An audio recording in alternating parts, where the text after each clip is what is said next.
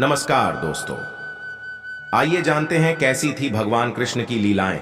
श्री कृष्ण जी की बाल लीला का वर्णन एक अद्भुत और अलौकिक कथा है जो उनकी बचपन की लीलाओं के माध्यम से हमें भगवान के दिव्य स्वरूप का दर्शन कराती है।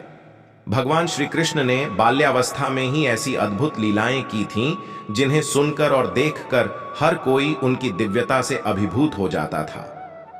पूतना वधा। बाल कृष्ण के गोकुल में आगमन के साथ ही वहां के लोगों की खुशी का ठिकाना नहीं रहा।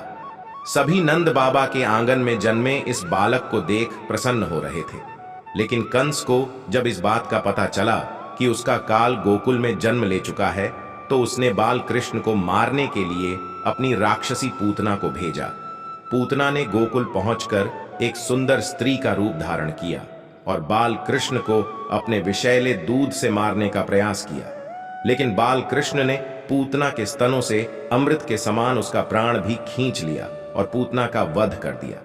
पूतना की विशालकाय शरीर जब गिरी तो सारे गोकुलवासी भयभीत हो गए, लेकिन बाल कृष्ण निश्चिंत होकर खेलते रहे। शक्टासुर का वध। एक दिन यशोदा माता ने बाल कृष्ण को पालने में लिटाकर घर का काम करने चली गई।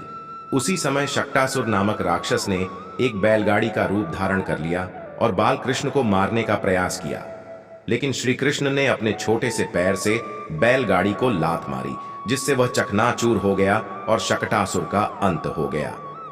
तृणावर्त का वध। तृणावर्त नामक राक्षस ने वायु का रूप धारण कर लिया और बाल कृष्ण को आकाश में उठाकर ले गया, लेकिन श्री कृष्ण ने तृणावर्त का गला कसकर पकड़ लिया और उसे जमीन पर पटक दिया। इस प्रकार तृणावर्त का भी वध हो गया। दामोदर लीला। श्री कृष्ण की बाल लीलाओं में दामोदर लीला का वर्णन बहुत प्रसिद्ध है। एक दिन श्री कृष्ण माखन चुराकर खा रहे थे और यशोदा माता ने उन्हें रंगे हाथों पकड़ लिया। यशोदा माता ने क्रोधित होकर श्री कृष्ण को ऊखल से बांधने का प्रयास किया, लेकिन हर बार रस्सी छोटी पड़ जाती थी। अंत में जब यशोदा माता थक गईं, तो भगवान श्री कृष्ण ने अपनी माया हटाई और स्वयं को बंधवाया।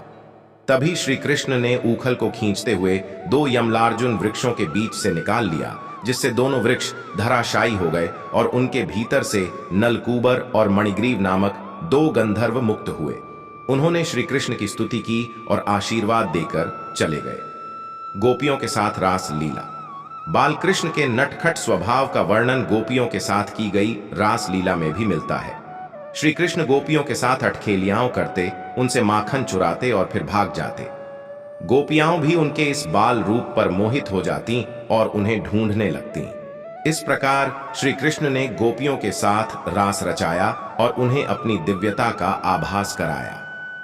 कालिय नाग का दमन।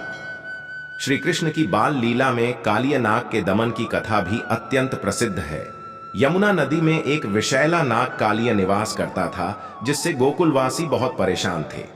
एक दिन श्री कृष्ण ने यमुना में छलांग लगाई और कालिय नाग के फन पर नृत्य कर उसे पराजित किया। कालिय नाग ने श्री कृष्ण से क्षमा याचना की और अपने परिवार के साथ यमुना को छोड़कर चला गया। गोवर्धन पर्वत का उठाना। गोकुल में श्री कृष्ण की लीला का वर्णन गोवर्धन पर्वत उठाने की घटना में भी होता है। जब इंद्रदेव ने गोकुलवासियों पर क्रोधित होकर मूसलाधार वर्षा की, तब श्री कृष्ण ने गोवर्धन पर्वत को अपनी छोटी उंगली पर उठाकर सभी को सुरक्षा प्रदान की। इस घटना के बाद से गोकुलवासी श्री कृष्ण को गोवर्धनधारी कहकर पुकारने लगे। बाल कृष्ण का द्वारका गमन। श्री कृष्ण की बाल लीलाओं का समापन उनके मथुरा गमन के साथ होता है। कंस को मारने के बाद श्री कृष्ण ने मथुरा को छोड़कर द्वारका में निवास करना प्रारंभ किया। द्वारका में भी उन्होंने अपनी लीलाओं से सभी को मोहित किया और अपनी बाल्यावस्था की लीलाओं का समापन किया। श्री कृष्ण जी की बाल लीलाओं का वर्णन अतुलनीय है। उनकी लीलाओं से हमें उनके अद्वितीय व्यक्तित्व का दर्शन होता है और उनके प्रति भक्ति और श्रद्धा और भी अधिक गहरी हो जाती है। श्री कृष्ण की बाल लीलाएं हमें यह सिखाती हैं कि भगवान अपने भक्तों की रक्षा करने के लिए किसी भी रूप में अवतरित हो सकते हैं और उन्हें हर विपत्ति से बचा सकते हैं। अगर आपको ये कहानी अच्छी लगी तो चैनल को सब्सक्राइब करें, लाइक करें और कमेंट करें। जय श्री कृष्णा।